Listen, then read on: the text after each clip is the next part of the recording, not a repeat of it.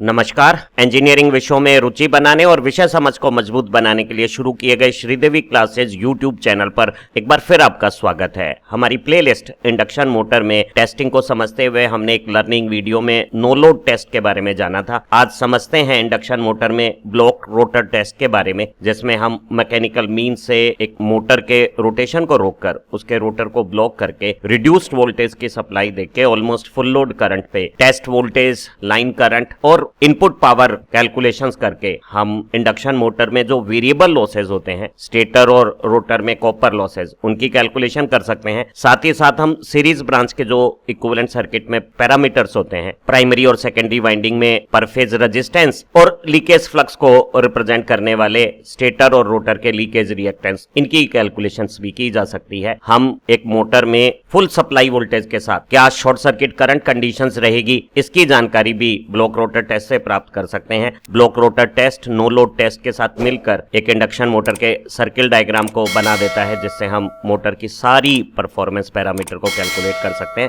समझते हैं block rotor test on induction motor. एक छोटी कम पावर की इंडक्शन मोटर की एफिशिएंसी की गणना करने के लिए हम उस पे सीधे यांत्रिक भार लगा के इलेक्ट्रिकल इनपुट और मैकेनिकल आउटपुट का मेजरमेंट करके एफिशिएंसी की गणना तो कर सकते हैं, लेकिन एक बड़े पावर साइज की इंडक्शन मोटर के लिए इस तरह से यांत्रिक भार का अरेंजमेंट करना और टेस्ट के दौरान बहुत बड़ी पावर को वेस्ट करना समझदारी नहीं है। इसलिए बड़ी मोटरों में उनकी परफॉर्मेंस कैरेक्टरिस्टिक और इक्विवेलेंट सर्किट के जो पैरामीटर्स हैं, उन्हें ज्ञात करने के लिए कुछ हम नॉन लोडिंग प्रकार के टेस्ट करते हैं, जिन्हें हम no load test, block rotor test और स्टेटर वाइंडिंग में रेजिस्टेंस का ज्ञात करने वाला डीसी टेस्ट कहते हैं। इन्हें आज इस लर्निंग वीडियो में हम समझेंगे। एक इंडक्शन मोटर की कंप्लीट परफॉर्मेंस और पूरे इक्विवेलेंट सर्किट मॉडल को ज्ञात करने के लिए 3 टेस्ट इस्तेमाल किए जाते हैं। हम स्टेटर वाइंडिंग में जो रेजिस्टेंस है उसकी वैल्यू एक डीसी टेस्टिंग से करते हैं, वहीं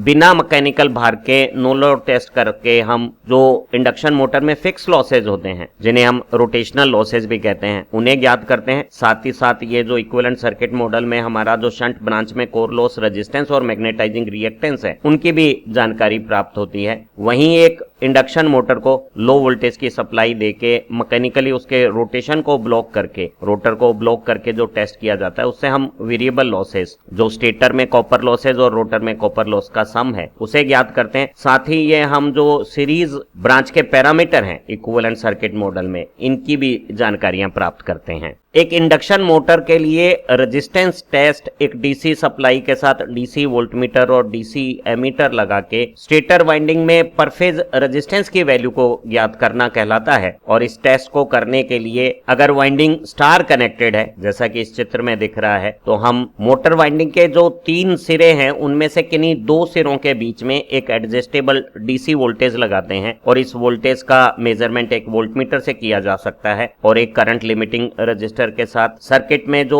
वाइंडिंग में करंट फ्लो हो रहा है उसे एक एमीटर से मेजर कर लिया जाता है। यहाँ 2 फेज के रेजिस्टेंस आपस में सीरीज में टोटल रेजिस्टेंस 2R1 ओम के नियमानुसार डीसी वोल्टेज और करंट का रेशो हो जाएगा। और अगर हमें वोल्टमीटर से डीसी वोल्टेज और एमीटर से डीसी करंट मालूम हो गया है, तो इस अनुपात को आधा करके हम स्टेटर वाइंडिंग में पर फेज रेजिस्टेंस की वैल्यू को ज्ञात कर सकते हैं। ध्यान रहे, इस रेजिस्टेंस को एक वर्किंग मोटर के लिए जो हॉट वर्किंग टेम्परेचर है उस पे हमें करेक्शन करना होगा। साथ ही साथ वर्किंग एसी कंडीशंस में, क्योंकि स्किन इफेक्ट के कारण हमारा एसी रेजिस्टेंस डीसी रेजिस्टेंस से कुछ अधिक होता है, तो हमें स्किन इफेक्ट का भी करेक्शन एक्चुअल परफॉर्मेंस कैलकुलेशंस करने के लिए कर लेना चाहिए। अगर उसी रेजिस्टेंस टेस्ट के दौरान स्टेटर की वाइंडिंग डेल्टा कनेक्ट है, तो अगर पर फेज वाइंडिंग रेजिस्टेंस R1 है, तो इस डेल्टा कनेक्शन में किन्हीं 2 सिरों पर हमने डीसी वोल्टेज और डीसी करंट का जो रेशो मेजर किया है, वो इन 2 फेज के रेजिस्टेंस का जो सीरीज कॉम्बिनेशन का इस R1 के साथ पैरेलल कॉम्बिनेशन 2/3 R1 होगा।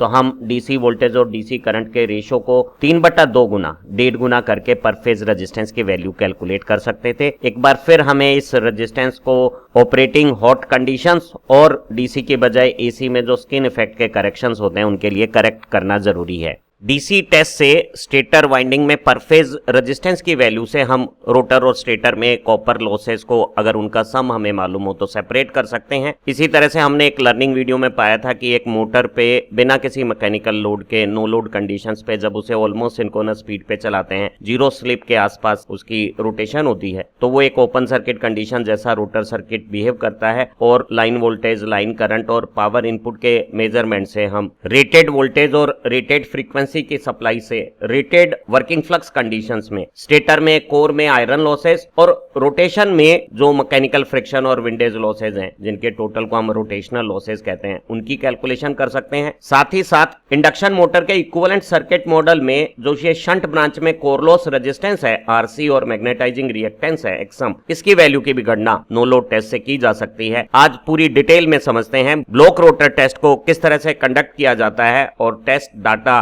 किस तरह से परफॉर्मेंस पैरामीटर और वेरिएबल कॉपर लॉस की जानकारी देते हैं। एक इंडक्शन मोटर में ब्लॉक रोड टेस्ट कंडक्ट करते समय रोटर को मैकेनिकल मीन से किसी भी प्रकार के रोटेशन करने से रोक लिया जाता है और जब ऐसी मोटर में सप्लाई देने के बावजूद भी जब रोटेशन नहीं होता है तो हमारे ऑपरेशन की जो स्लिप है वो 1 के बराबर हो जाएगी और ऐसी स्लिप एक कंडीशन पे जो मैकेनिकल लोड को इक्विवेलेंटली रिप्रेजेंट करने वाला सर्किट मॉडल में रेजिस्टेंस है वो 1 - S1 पर 0 मान रखने पर मैकेनिकल आउटपुट लोड 0 हो जाएगा और ऐसी कंडीशन में मैकेनिकल लोड को रिप्रेजेंट करने वाला रेजिस्टेंस 0 वैल्यू रखता है। यहां रोटर में शॉर्ट सर्किट जैसी कंडीशंस आ गई है और ये जो ब्लॉक रोटर टेस्ट है इंडक्शन मोटर में, उसे हम एक ट्रांसफॉर्मर में जो हम शॉर्ट सर्किट टेस्ट करते हैं जिसमें सेकेंडरी के टर्मिनल्स को शॉर्ट करके इंफॉर्मेशन को कलेक्ट करते हैं, उसी तरह का एक शॉर्ट सर्किट टेस्ट हो गया है ये ब्लॉक रोटर टेस्ट। जब हम इस तरह से इंडक्शन मोटर में ब्लॉक रोटर टेस्ट को कंडक्ट करते हैं तो हम स्टेटर और रोटर दोनों के रेजिस्टेंस में करंट फ्लो से जो कॉपर लॉसेज होते हैं उनका टोटल पावर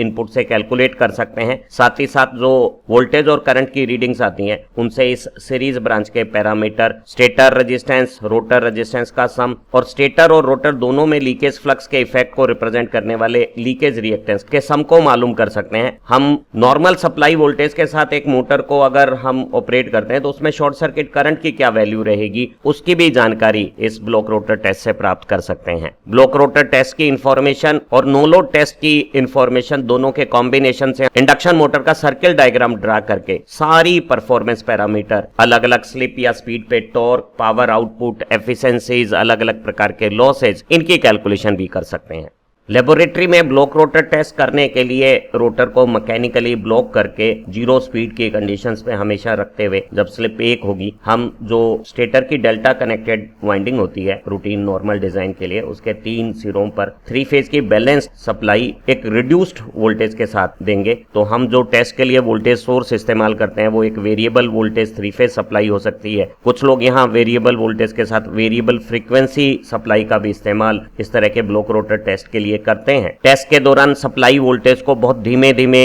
इंक्रीज किया जाता है और बहुत थोड़ी सी ही वोल्टेज पे, जो नॉर्मल सप्लाई वोल्टेज की 5 से 8% हो सकती है, हमें यहाँ एमीटर में लाइन करंट की वैल्यू मोटर की फुल लोड करंट जैसी ही प्राप्त हो जाएगी और इन स्थितियों में हम वोल्टमीटर से टेस्ट वोल्टेज जो लाइन टू लाइन या डेल्टा कनेक्टेड वाइंडिंग में फेज के अक्रॉस आ रही है उसकी जानकारी ले लेंगे और 2 वोल्टमीटर जिनकी करंट कॉइल 2 लाइनों में सीरीज में है और प्रेशर कॉइल उन लाइनें और तीसरी लाइन के बीच में है, उनकी रीडिंग को जोड़ के हम 3 फेज सप्लाई से मोटर लोड में जो पावर इनपुट है उसकी कैलकुलेशन कर लेंगे। इंडक्शन मोटर के इक्विवेलेंट सर्किट मॉडल में जब हमने ब्लॉक रोटर कंडीशन कर रखी है, रोटर में रोटेशन नहीं है, स्लिप का मान 1 है, कोई मैकेनिकल आउटपुट नहीं है, तो मैकेनिकल आउटपुट को रिप्रेजेंट करने वाला इक्विवेलेंट सर्किट रेजिस्टेंस यहाँ 0 शॉर्ट सर्किट जैसी कंडीशंस आ गई है और इस सर्किट मॉडल में रोटर का रेजिस्टेंस जो refer to primary stator side आया है और रोटर का लीकेज रिएक्टेंस जो रेफर हो गया है स्टेटर साइड में, स्टेटर की ऑपरेटिंग फ्रीक्वेंसीज पे, उनकी कंपैरिजन में ये जो शंट मैग्नेटाइजिंग ब्रांच है जिसमें कोर लॉस रेजिस्टेंस है और मैग्नेटाइजिंग रिएक्टेंस है, इन आरसी और एक्सएम की वैल्यू बहुत अधिक होने के कारण इस पैरेलल कॉम्बिनेशन में इस शंट ब्रांच को हम ओपन सर्किट जैसी कंडीशंस भी मान सकते हैं और एनालिसिस में मैग्नेटाइजिंग ब्रांच को नेग्लेक्ट करके स्टेटर के रेजिस्टेंस और लीकेज रिएक्टेंस को रोटर के रेजिस्टेंस और leakage reactance reactance refer to stator side के साथ सीरीज कॉम्बिनेशन में मान सकते हैं। हम ये भी समझ सकते हैं कि इस ब्लॉक रोटर कंडीशन में जब यहाँ लोड रेजिस्टेंस शॉर्ट सर्किट हो गया है, जीरो हो गया है, सप्लाई से जो मोटर करंट ले रही है वो करंट का डिसीजन स्टेटर के रेजिस्टेंस और लीकेज रिएक्टेंस के साथ रोटर का रेजिस्टेंस और leakage reactance refer to stator side का सीरीज कॉम्बिनेशन ही तय कर रहा है। और क्योंकि एक सर्किट मॉडल में इन रेजिस्टेंस और लीकेज रिएक्टेंस की इंपीडेंस वैल्यू बहुत ज्यादा नहीं है, इसलिए इस सर्किट में फुल लोड करंट बहुत कम वोल्टेज पे, जो नॉर्मल रेटेड वोल्टेज की केवल 8 से 10% हो सकती है, 8 to 10% हो सकती है, उसी पे यहाँ फुल लोड करंट आ सकता है। इस सर्किट में दोनों रेजिस्टेंस को, स्टेटर का रेजिस्टेंस और रोटर का resistance refer to stator side, और इसी तरह से दोनों लीकेज रिएक्टेंस, स्टेटर का लीकेज रिएक्टेंस जो स्टेटर में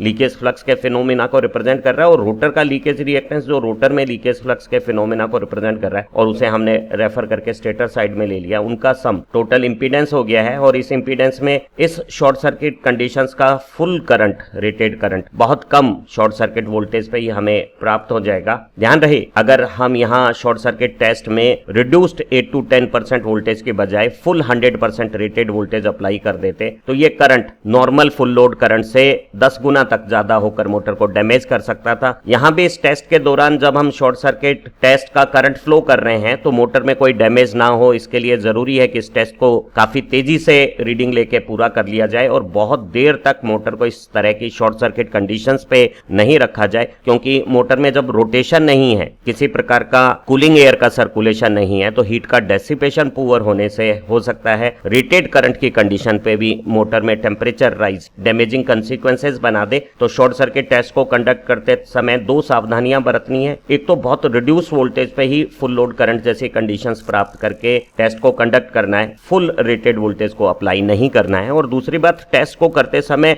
अधिक समय नहीं लेना है, कम ही समय में रीडिंग लेके टेस्ट को कंप्लीट कर देना है ताकि मोटर में टेम्परेचर राइज से प्रॉब्लम्स ना आए। क्योंकि block rotor test reduced supply voltage के साथ कंडक्ट किया जाता है, रिड्यूस वोल्टेज की कंडीशन पे कोर में जो वर्किंग फ्लक्स है, जो वोल्टेज के प्रोपोर्शनल होता है, वो कम होता है। तो वैसे फ्लक्स को बनाने के लिए इस शंट ब्रांच में लॉस कंपोनेंट ऑफ करंट और मैग्नेटाइजिंग कंपोनेंट ऑफ करंट भी नेग्लिजिबल स्मॉल होगा। तो हम इस शंट ब्रांच को अगर नेग्लेक्ट ओमिट कर देते हैं, हटा देते हैं, तो हमारा जो सिंप्लीफाइड इक्विवेलेंट सर्किट है ब्लॉक रोटर कंडीशन में, उसमें दोनों रेजिस्टेंस, स्टेटर का रेजिस्टेंस और रोटर का resistance refer to stator side का सम, और दोनों लीकेज रिएक्टेंस, स्टेटर का लीकेज रिएक्टेंस और रोटर का leakage reactance refer to stator side series में आ जाएंगे, और उन्हें रेजिस्टेंस को और लीकेज रिएक्टेंस को जोड़ने के बाद पाइथागोरस कैलकुलेशन से हम पर फेज इंपीडेंस की कैलकुलेशन कर सकते हैं। और हमने टेस्ट के दौरान वोल्टमीटर से लाइन वोल्टेज मेजर की थी, वही हमारी डेल्टा कनेक्टेड वाइंडिंग के लिए फेज वोल्टेज हो गई है। जो लाइन करंट हमने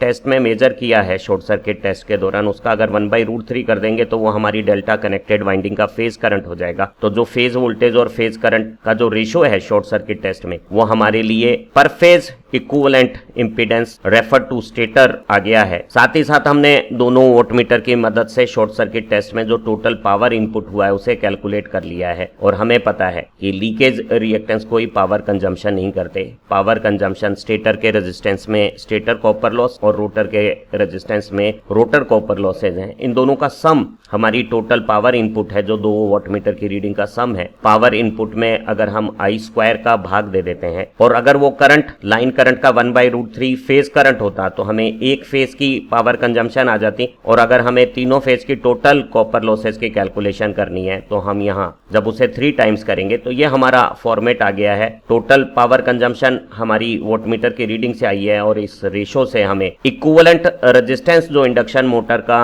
रेफर टू स्टेटर साइड है वो मालूम हो गया है। एक बार अगर हमें टोटल इक्विवेलेंट रेजिस्टेंस मालूम है, इक्विवेलेंट इंपीडेंस मालूम है, तो इन दोनों से पाइथागोरस कैलकुलेशन करके हम total equivalent leakage reactance refer to stator side भी कैलकुलेट कर सकते हैं। जब हमने इंडक्शन मोटर पे नो लोड टेस्ट किया था तो मैग्नेटाइजिंग ब्रांच में जो कोर लॉस रेजिस्टेंस है और मैग्नेटाइजिंग रिएक्टेंस है वो हमें स्टेटर साइड में रेफर किए हुए वैल्यूज के तौर पे मिले थे। वैसा ही यहाँ जब हमने ब्लॉक रोटर टेस्ट किया है, जो एक तरह से शॉर्ट सर्किट टेस्ट जैसा है, तो हमें जो रेजिस्टेंस और लीकेज रिएक्टेंस की वैल्यूज मालूम हुई है वो स्टेटर के साइड में रेफर्ड सेंस में प्राप्त हुई है। हमने रोटर का रेजिस्टेंस या रोटर का लीकेज रिएक्टेंस नहीं पाया है, बल्कि रोटर का का रेजिस्टेंस रेफर टू स्टेटर और रोटर का leakage reactance refer to stator side को प्राप्त किया है। और इन्हें जब हम प्राप्त करते हैं तो ये एक तरह से उचित भी है, क्योंकि जब हम किसी इंडक्शन मोटर को सप्लाई से जोड़ते हैं तो उसके जो सप्लाई कनेक्शंस हैं वो स्टेटर साइड में ही होते हैं, और हमें सभी कैलकुलेशन में स्टेटर के साइड से रेफर्ड इक्विवेलेंट टोटल पैरामीटर अगर मालूम होंगे तो हमें कैलकुलेशन करना आसान हो जाएगा। जब हम ब्लॉक रोटर टेस्ट करते हैं तो हमें जो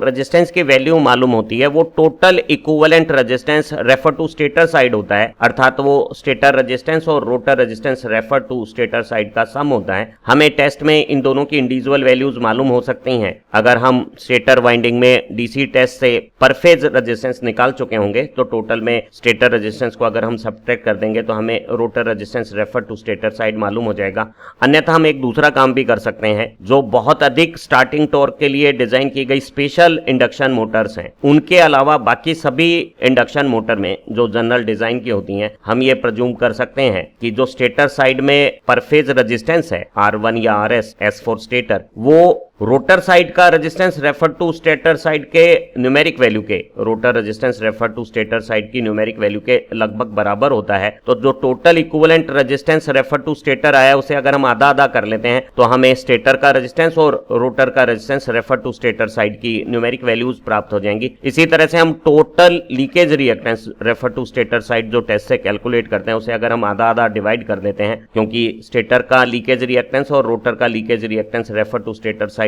लगभग सामान्य डिजाइन के इंडक्शन मोटर में बराबर होते हैं, तो कुल लीकेज रिएक्टेंस को आधा आधा करके हम स्टेटर का लीकेज रिएक्टेंस और रोटर का leakage reactance refer to stator numerically अलग अलग कैलकुलेट कर सकते हैं। तो हमें सारी सीरीज ब्रांच के पैरामीटर मालूम हो जाएंगे, और ये जो शंट ब्रांच के पैरामीटर हैं वो हम नो लोड टेस्ट से प्राप्त कर सकते हैं। तो दोनों टेस्ट, नो लोड और ब्लॉक रोटर टेस्ट, मिलकर हमें complete equivalent circuit model prepare करने में मदद करेंगे। जब एक इंडक्शन मोटर में ब्लॉक रोटर टेस्ट किया जाता है तो उसकी शाफ्ट का मैकेनिकल रोटेशन रोका हुआ होता है, और ऐसी स्थिति में जब रोटर घूम नहीं रहा है तो कोई भी मैकेनिकल आउटपुट पावर भी नहीं है और किसी भी प्रकार के विंडेज और फ्रिक्शन लॉसेज भी नहीं है। तो सभी प्रकार के मैकेनिकल लॉसेज और आउटपुट पावर ब्लॉक कंडीशन में जीरो है। वहीं टेस्ट के लिए जो हमने सप्लाई वोल्टेज का मैग्नीट्यूड लिया है वो काफी रिड्यूस्ड है, वो नॉर्मल वोल्टेज का केवल 5 से 8% है, और यहाँ स्टेटर और रोटर के बीच में एयर गैप में जो हमारा वर्किंग फ्लक्स है वो वोल्टेज के प्रोपोर्शनल होता है, और जब वोल्टेज कम है तो वो फ्लक्स भी काफी कम होगा। तो उस फ्लक्स के कारण स्टेटर में जो आयरन लॉसेज हो रहे हैं एडी करंट और हिस्टेरेसिस नेचर के, वो नेग्लिजिबल स्मॉल होंगे। और ऐसी स्थिति में हम कह सकते हैं कि स्टेटर और रोटर में आयरन लॉसेज कम फ्लक्स की कंडीशंस में नेग्लिजिबल स्मॉल हैं। किसी भी प्रकार का मैकेनिकल आउटपुट या मैकेनिकल लॉसेज विंडेज और फ्रिक्शन के ब्लॉक रोटर कंडीशंस में नहीं है। तो जो पावर इनपुट है वो बिना मैकेनिकल आउटपुट के केवल जो दूसरे तरह के हमारे लॉसेज हैं, जो स्टेटर वाइंडिंग में करंट फ्लो से ओमिक कॉपर लॉसेज होने वाले हैं तीनों फेज में, और रोटर की जो हमारी वाइंडिंग है उसमें भी पूरी S1 स्लिप के कारण, सबसे ज्यादा इंड्यूस्ड EMF होने के कारण अच्छा खासा short circuit current rotor winding में फ्लो होगा, तो उनमें भी रोटर कॉपर लॉसेज होंगे। तो जो हमारी दोनों वाटमीटर के टोटल से शॉर्ट सर्किट पावर इनपुट आई है 3 फेज इंडक्शन मोटर की, वो स्टेटर कॉपर लॉसेज और रोटर कॉपर लॉसेज जिस करंट पे हमने टेस्ट किया उस करंट के कॉपर लॉसेज हमें बताएंगी। ध्यान रहे कॉपर लॉस वेरिएबल हैं और वो अलग अलग करंट कंडीशंस पर अलग अलग वैल्यूज रख सकते हैं। तो हमें किस करंट पे हमने टेस्ट किया है उस करंट के हिसाब से उस करंट का कॉपर लॉस यहाँ इस टेस्ट पावर इनपुट मेजरमेंट से प्राप्त हो जाएगा।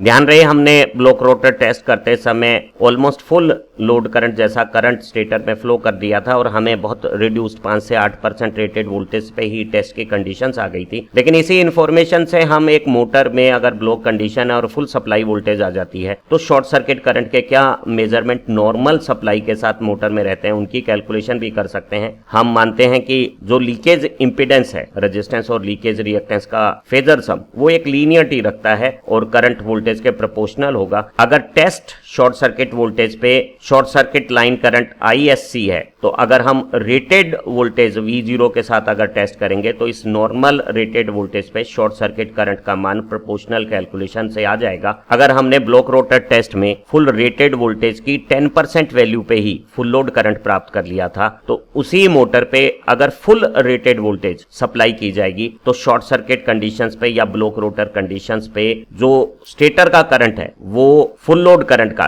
10 टाइम्स होगा। हम जिस तरह से प्रोपोर्शनल कैलकुलेशन से शॉर्ट सर्किट टेस्ट वोल्टेज से प्राप्त शॉर्ट सर्किट करंट की वैल्यू से रेटेड वोल्टेज पे नॉर्मल शॉर्ट सर्किट करंट क्या रहेगा वो कैलकुलेट करते हैं, उसी तरह से प्रोपोर्शनल कैलकुलेशन से हम अगर शॉर्ट सर्किट टेस्ट में हमें पावर इनपुट मालूम है तो अगर हमने शॉर्ट सर्किट टेस्ट की बजाय रेटेड वोल्टेज कई गुना ज्यादा ली है तो हमारी एक्चुअल मोटर में पावर कंजम्पशन क्या होगी नॉर्मल रेटेड वोल्टेज पे, उसकी कैलकुलेशन भी हम प्रोपोर्शनल तरीके से कर सकते हैं। यहाँ एंड स्क्रीन पे इंडक्शन मोटर में नो लोड टेस्ट किस तरह से किया जाता है उस तरह की लर्निंग वीडियो की लिंक दी हुई है। आप उसके मदद से जब नो लोड टेस्ट के बारे में भी जानकारी और ब्लॉक रोटर टेस्ट से आपने वेरिएबल कॉपर लॉस और सीरीज ब्रांच के पैरामीटर किस तरह से प्राप्त किया है इसे समझ लेंगे तो आप एक इंडक्शन मोटर का सर्किल डायग्राम बनाना सीख लेंगे और उस सर्किल डायग्राम से आप सभी तरह के परफॉर्मेंस कैलकुलेशन भी जान लेंगे। आप अच्छा पढ़ें, तरक्की करें। Have nice time. फिर मिलते हैं इतनी खूबसूरत